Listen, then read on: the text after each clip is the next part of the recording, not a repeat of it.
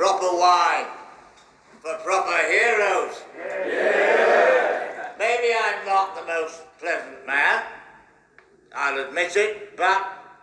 It's always interesting when you're starting a new season, and the question always is, what do you start with? You either start with something small to kind of ease your way in, or you just start with something huge and get it over with, and you can put that behind you. In this case, we started with something really huge.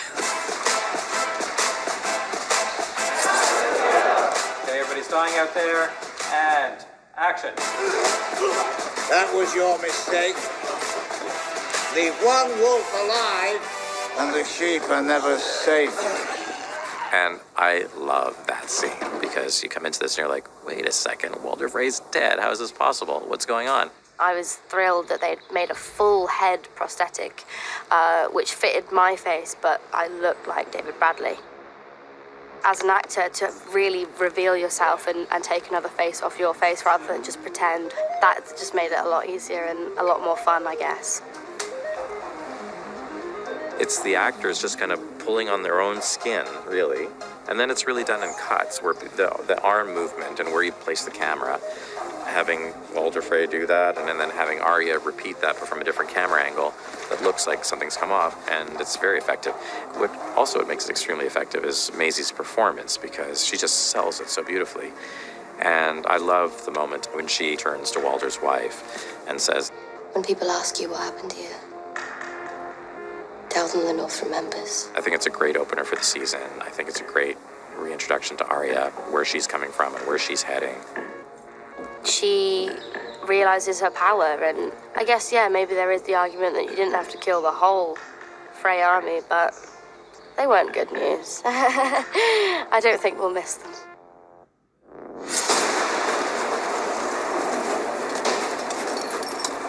I think, starting with the Army of the Dead, basically why that's really important is that this is the common enemy. This is like the bottom line. This is what everybody in the end is going to have to face.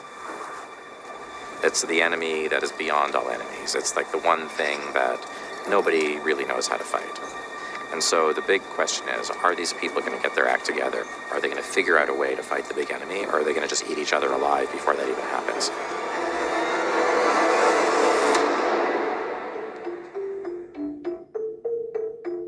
So the Zombie Giants this year, we've got 2 returning cast. We've got Ian White, and we've got Neil Fingleton, who was with us on season 4. They're similar makeups, but we have kind of interchangeable little bits and pieces, and we do a slightly different paint scheme. We can have different costume as well.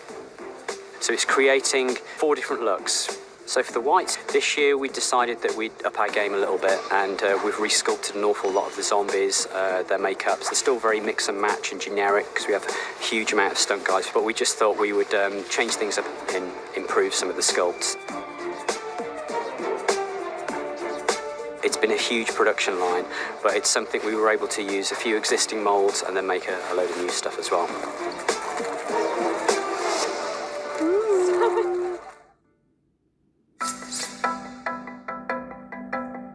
It's a pretty song. I've never heard it before. It's a new one. Ed Sheeran's got a beautiful voice, and we knew he was a fan of the show, and we knew that Maisie was obsessed with him. So we always thought it would be fun to try to get him into a Maisie scene at some point. When I first got the scene and I saw I was a Lannister soldier and it was with Maisie, I just assumed we'd all get killed at the end. Action. I don't want to steal your food. You're not stealing, we're offering. Come on, it's going to be a cold night. Just a nice moment for her to really enjoy human company without lies and trickery. But I think the underlying theme is that, as in any war, the soldiers are just people and we are young boys. She really enjoys just hearing their stories and finding a bit of normality again. And I think she kind of realises that she can just kind of chill, let her guard down, have some food and crack some jokes. So why is a nice girl on our own heading to King's Landing? I'm going to kill the Queen.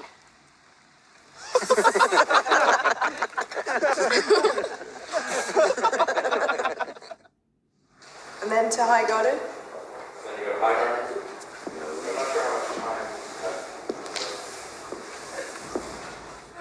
What is this?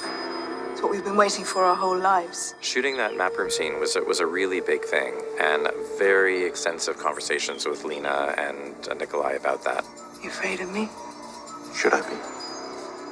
There's a great amount of need for revenge for her. Enemies to the south. It's like she needs to put everything to sleep that causes her pain. Enemies to the north. And she's now just on this very driven, focused path to world domination. And of course, we're introducing this whole new set, which is in this courtyard in the Red Keep, where there's a hand-painted map. Of course, you want to show this incredible thing. And also it has great metaphorical value. There she is walking all over the known world when thinking about, ruling it. So you kind of want to do justice to that aspect of it as well. We thought that a painted map on the ground, that seemed like a good idea. Enemies everywhere. We're surrounded by traitors. We knew that Jim Staines, the graphic designer, would create something amazing, and he worked so hard on it. We wanted to have some allusion to the opening title sequence. And that just meant using some of the lettering, some of the imagery, and coming up with good colors, and then working it out basically on a computer. Then we had an image which we could print out, which was the right size. Had to do pseudo-medieval drawings of towns, lots of lettering, lots of conversation with the designer especially. Then we had two guys come in, Dave Packard and Greg Winters, who came in to actually paint the image that I had designed onto the floor. The man who is firmly but politely dismissed at the beginning of the scene by Jamie Lannister is indeed Jim Staines, who designed and created the map to begin with. I don't think being down on his knees for quite so long was as much fun as he thought it would be, but he did well. Very nice. Loved it. Okay, moving on. Seymour.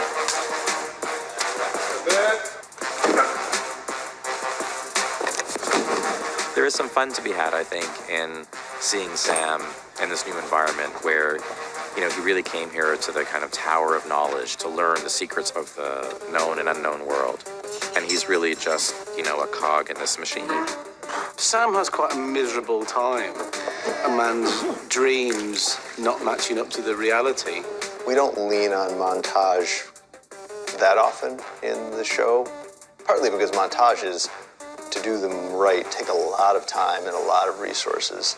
Bernie came to us at one point and she said, we've got 3.5 days scheduled for this montage, which is a long time to shoot what is maybe a 2-minute montage. In the end, when we cut the scene together, it was hilarious.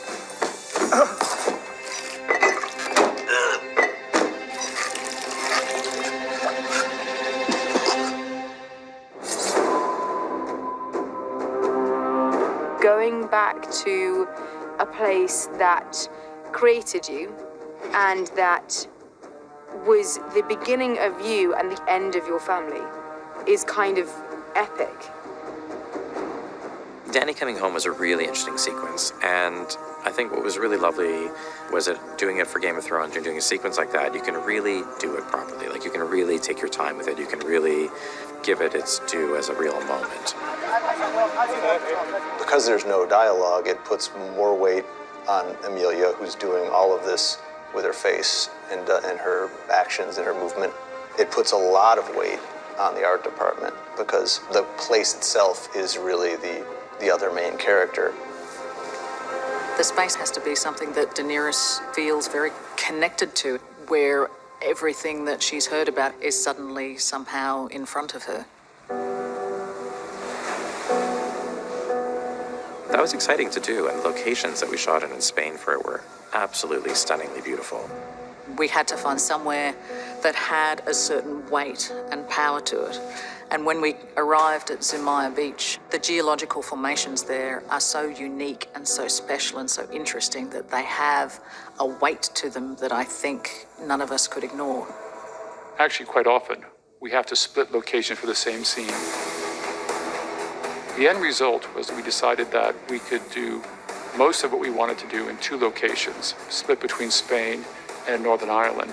The arrival is shot in Zumaya. You then get up onto the platform, go up a set of stairs, and then we're on stage here in Belfast.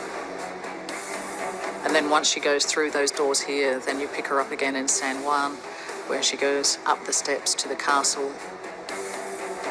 Those locations together informed for me the whole design of Dragonstone. And it all came from those really unique rock formations, which are so, so special and very unique just to that part of the world.